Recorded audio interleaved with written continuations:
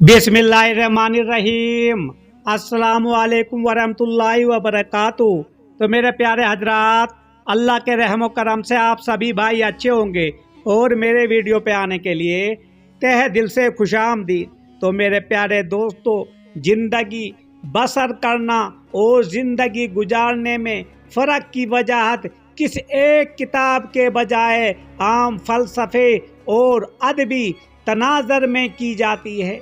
आपको ये फ़र्क कई किताबों में मिल सकता है, ख़ास तौर पर वो जो ज़िंदगी के मकसद और मायने पर लिखी गई हैं। लेकिन कोई एक किताब ख़ास उस मौजू पर PDF में दस्तयाब नहीं है मेरे प्यारे दोस्तों। लेकिन आपको मैं बता दूं, ज़िंदगी का मकसद क्या है और ज़िंदगी गुजारना और फ़र्क करने में क्या फ़र्क है दोस्तों। और इंसान को ज़िंदगी गुजर करनी चाहिए क्या बसर करनी चाहिए।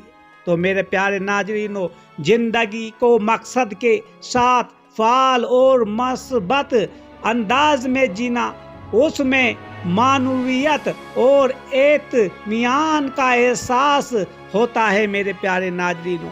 तो दोस्तों, आगे बढ़ने से पहले हमारे चैनल को सब्सक्राइब, लाइक, शेयर कर दिया करो। और दोस्तों, मकसदियत, फ़ाल हिस्सा लेना और अपने इर्द गिर्द के हालात में मुस्बत तब्दीली लाने को कोशिश करना। इत्मीनान, खुशी और तकमील का एहसास इंसान अपने वजूद की मानवीयत को महसूस करता है।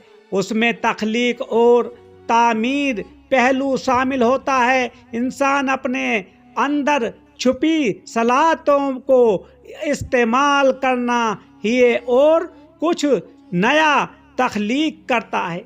और ज़िंदगी गुजारने का मकसद दोस्तों, ज़िंदगी सिर्फ काटना, दिन और रात को वक्त के साथ गुजारना, उसमें कोई गहरा मकसद या मानवीयत नहीं हो। मकसदियत है दिली और बेअमली। जैसे जीते जैसे वक्त गुजरता है, इंसान उसी बहाव में बहता जाता है। खालीपन, मायूसी और बेइत्मीनानी का एहसास, जिंदगी में कोई जोश व खरोश नहीं होता। इसमें कोई तखलीफी या तामीर पहलू नहीं होता। इंसान सिर्फ अपना ज़रूरियात पूरी करता है मेरे प्यारे नाज़रीनों। एक शख्स जो अपने काम को लगन से करता है, अपने खानदान की देखभाल करता है और माशरती सरगर्मियों में हिस्सा लेता है। एक शख्स जो रोजाना रूटीन के मुताबिक काम पर जाता है, खाता है और सो जाता है बगैर किसी मकसद के। तो दोस्तों, यही मैं आपको समझाने की कोशिश करता हूँ कि ज़िंदगी का मकसद आखिर क्या होता है मेरे दोस्त। तो मेरे प्यारे नाज़रीनों, अल्लाह जल्ल शाना ने इंसान को दुनिया में बहुत थोड़ी मुद्दत के लिए भेजा है। हमेशा यहाँ रहना नहीं है। हमेशा रहने की जगह आखिरत है। हमेशा की जन्नत या हमेशा के जहन्नुम दुनिया में सिर्फ आखिरत बनाने के लिए भेजा है। अल्लाह जल्ल शानू ने आदम अलैहिस्सलाम को जब ज़मीन पर उतारा तो फरमाया कि आपके लिए और आपकी औलाद के लिए ज़मीन एक ठिकाना है, या एतबार अफराद के अपनी अपनी मौत तक और बाएतबार मजमुआ के क़यामत तक। और इस ज़मीन में से तुम्हारे लिए हमने गुजारे का सामान बनाया है। आदम अलैहिस्सलाम को पैदा करने से पहले ही ज़मीन के अंदर, ज़मीन के ऊपर इंसान की ज़रूरत का सामान बना हुआ तैयारी था। इसलिए हज़रत आदम अलैहिस्सलाम ने फरमाया, तुम ज़मीन पर जाओ, तुम्हारे लिए और तुम्हारी औलाद के लिए मेरी तरफ से हिदायत का सामान आएगा। जब हज़रत आदम अलैहिस्सलाम को अल्लाह ने पैदा फरमाया तो क्या इरादा फरमाया तो फरिश्तों से फरमाया, ज़मीन पर अपना एक खलीफा पैदा करने वाला हूँ। खिलाफत यानी अल्लाह के हुक्मों को ज़मीन पर कायम करने की जिम्मेदारी, ज़मीन आसमान के दरमियान में जितने असबाब हैं वो सब हमारी मदद के लिए दिए हैं कि उन तमाम असबाब से राहत लो, ज़रूरत पूरी करो और हुक्म पूरा करो। असबाब इसलिए दिए हैं ताकि हम تاکہ حکم پورا کرنے میں مدد ملے، حکم پورا کرنے میں سہولت ملے۔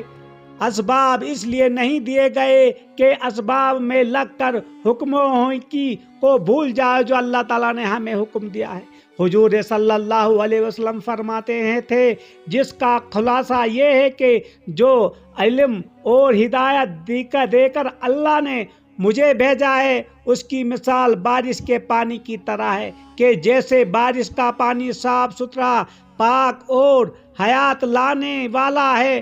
بارش کا پانی جہاں پڑے گا کچھ نہ کچھ اگ جائے گا۔ سمندر کے پانی سے کوئی چیز نہیں اگتی، ایسے ہی جو ہدایت دے کر مجھے بھیجا ہے، اگر یہ نہیں تو ہلاکت ہے۔ تو اللہ نے ہماری ہدایت کے لیے کلمہ اور کلمہ کی تفسیر کے لیے حضور صلی اللہ علیہ وسلم کو بھیجا۔ حضور صلی اللہ علیہ وسلم سارے عالم کے لیے رہبر ہیں، اور حضور صلی اللہ علیہ وسلم کا رہبر قرآن شریف ہے۔ اس لیے کہا جاتا ہے کہ کیا کرنا ہے وہ قرآن میں ہے، اور کیسے کرنا ہے وہ محمد صلی اللہ علیہ وسلم کے طریقے میں ہے۔ سبحان اللہ۔ دنیا محنت کی بھی جگہ ہے اور امتحان کی بھی جگہ ہے۔ اللہ جل شانہ نے انسانوں کی کامیابی کے لیے اور محنت کے لیے نبیوں کے ذریعے ایمان اور اعمال دیے، اور امتحان کے لیے اسباب دیے۔ اسباب میں تجربہ کرا دیا اور اعمال کے اوپر وعدے کیے، لیکن عملوں کے کرنے کے بعد بھی اللہ کے وعدے تب پورے ہوں گے جب اسباب سے اور چیزوں سے نہ ہونے کا اور اللہ ہی سے ہونے کا یقین ہوگا۔ یقین یعنی ایمان ایک دم پختہ ہوگا انسان کا۔ تو دنیا میں جو کچھ ہے، چاہے اللہ نے خود بنایا ہو یا اس کے بننے میں کسی مخلوق کا دخل ہو، چیزیں ہوں یا حالات ہوں، تمام کا تمام اللہ کے قبضے قدرت میں ہے۔